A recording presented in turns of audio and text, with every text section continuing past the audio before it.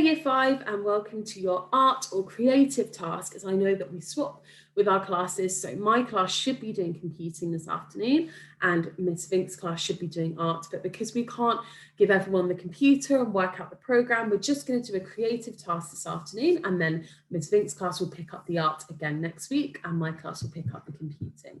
So I'm going to give you your creative task. I'm just going to share my screen. So my first question is, what is a self-portrait? You might want to pause the video and go and ask a parent, or have a think in your head. What is a self-portrait? Hopefully you've had a think about what a self-portrait might mean. And since we know that self means ourself or somebody, and a portrait, we know that the paper is this way, we can kind of guess that a self-portrait is going to be something to do with ourselves. So a self-portrait is a picture or a drawing or interpretation of yourself, what you think you look like, not what I think Miss Vink looks like or Miss James looks like. It's a drawing of myself. So do self-portraits have to be perfectly drawn? No.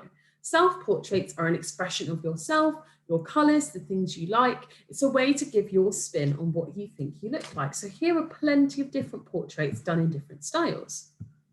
On this bottom right, we've got Van Gogh. He was a very famous portrait drawer, and this is a portrait he's done of himself using oil paints and pastels, and it's beautifully drawn with lots of lines and squiggles, but it's got a kind of odd essence because it's not an identical picture of him. It's the way he sees himself. So we've got lots of these light lines and textures, and it's a very nice kind of painting of him.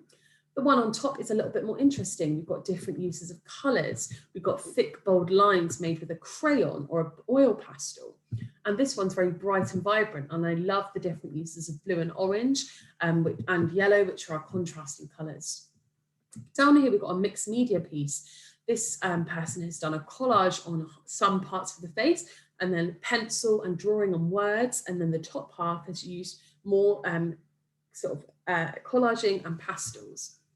This child used a picture of themselves and used mixed media as well. They've coloured, they've used crayons, they've cut it up, which is really interesting.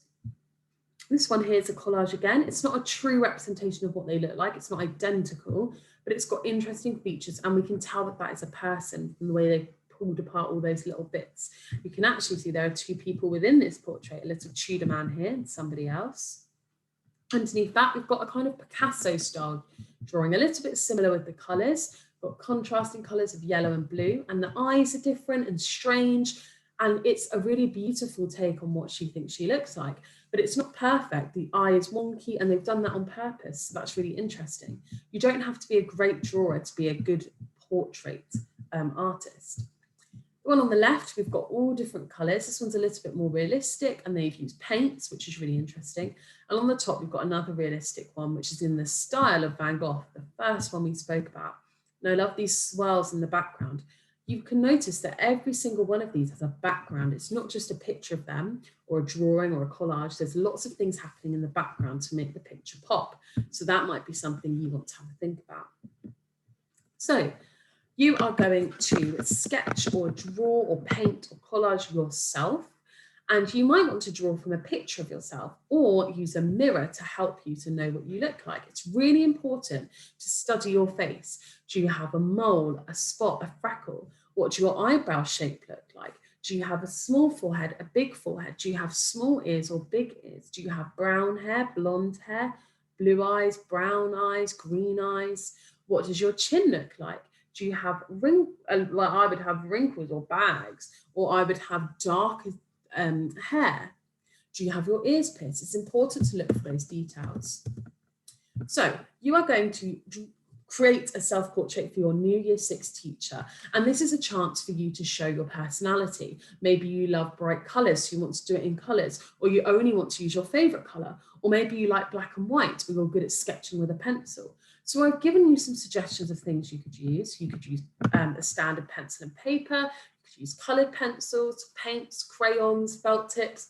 You could do it, digitally if you want to do it on your computer with lots of different shapes. That could be quite interesting. Or if you have paint on your computer or on an iPad, you might want to make a collage.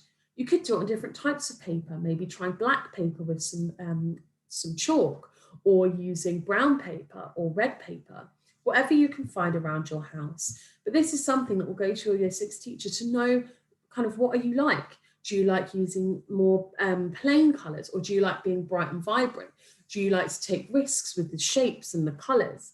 Or do you find it better to create something that is true to your own personality? So some tips and tricks. Definitely create a background, whether you're going to colour or add pattern or shape.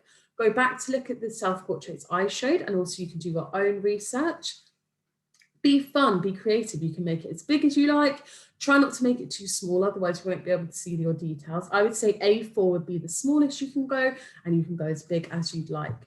We'd love to see these, so please do attach a picture to the assignment where there's more information on Teams, or just send a picture in to the Year 5 email address, and we'd love to share them with other children, and we'd love for you to bring them in on Tuesday. Have a lovely rest of your afternoon, and I will see you all tomorrow. Goodbye.